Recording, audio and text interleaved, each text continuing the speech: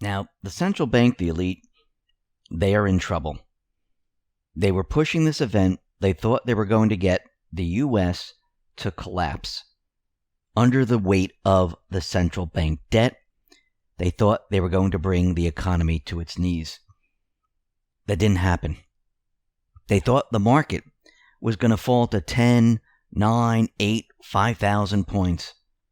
They thought the entire system was going to implode. That was their plan.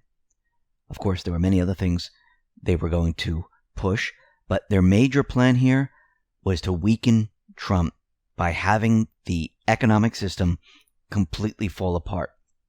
They were also going to use this to cover up their system. Their system is flawed. Their system only lasts a certain period of time. And then it becomes too debt heavy, and the system starts to implode by itself. And before this happens, what the central bankers like to do is they like to cover it up. And they thought with this event, they were going to get that. If you notice, the IMF, the mainstream media, they were all pushing a global recession, depression in the year 2020. And then in 2021, it was just going to get better. This is not going to happen here in the U.S. It might happen in Europe, but it's not happening here in the U.S. The cover-up is not going to work, and they are panicking. Why isn't it working? Trump has removed their control. Trump has positioned the United States to come out of this way ahead of the game. He's using all their weapons against them. He has the ability to turn on the spigots. He has the ability to do what they've done in the past. Keep the market up. He has the ability to bring manufacturers back to this country. He's doing it all, and they don't know what to do about it.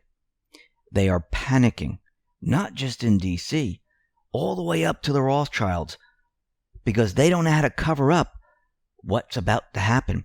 And what's about to happen is their system that they've been pushing for many, many years, it's about to collapse.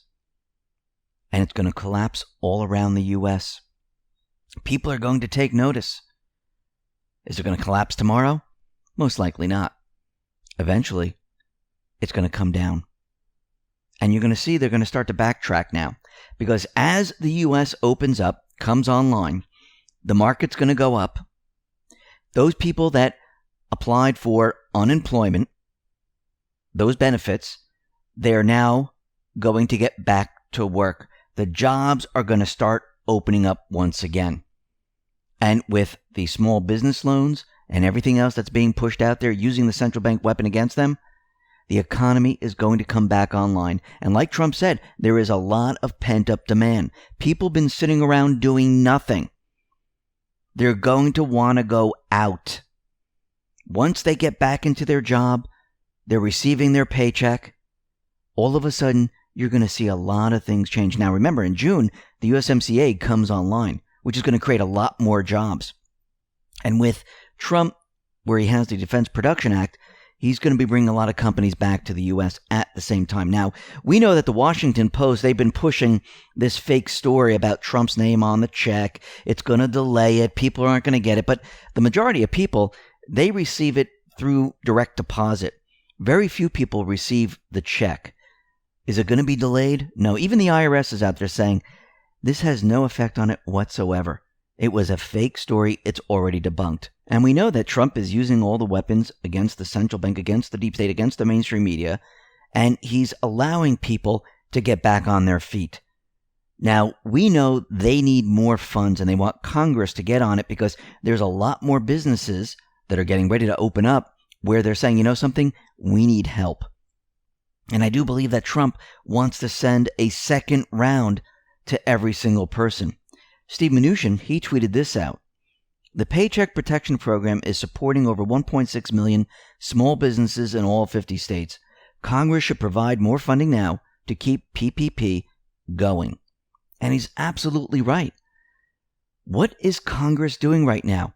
Their first order of business should be to vote on getting the people the money, period. That's it. Not, oh, he said, she said.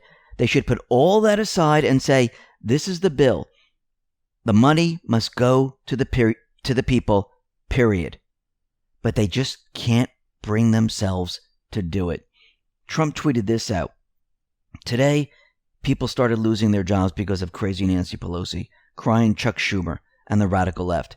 Do nothing Democrats, who should immediately come back to Washington and approve legislation to help families in America.